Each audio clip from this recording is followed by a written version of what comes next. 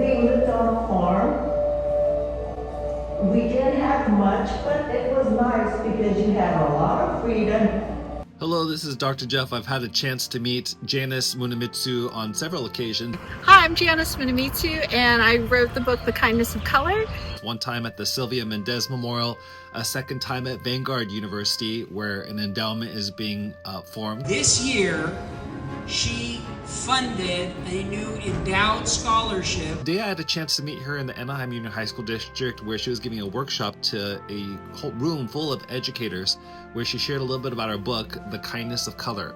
District, and we just talked to a whole classroom of ethnic studies teachers who are totally involved in talking about these stories of diversity and community and just really working together. And in this book, she talks about two families, her own family and the Mendez family. It's the story of two families and Mendez versus Westminster. Now, many of you may be more familiar actually with the Sylvia Mendez story.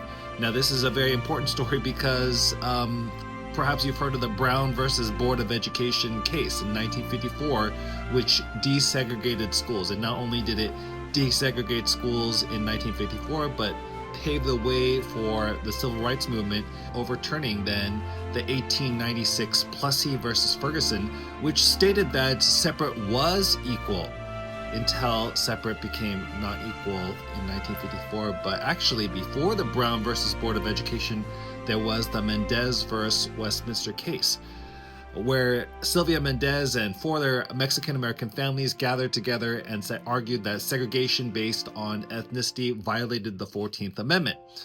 So they won that case, but the story that oftentimes is not heard is the connection. And what I love about this story is the connection between the Mendez family and the Munemitsu family.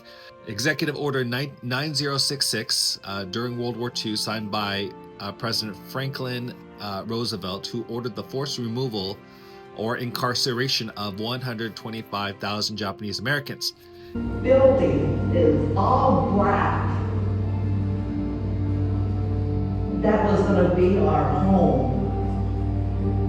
And once again, when you think about Japanese Americans, we're not just talking about men, but actually 50% of all those that were interned in incarceration camps were under the age of 18.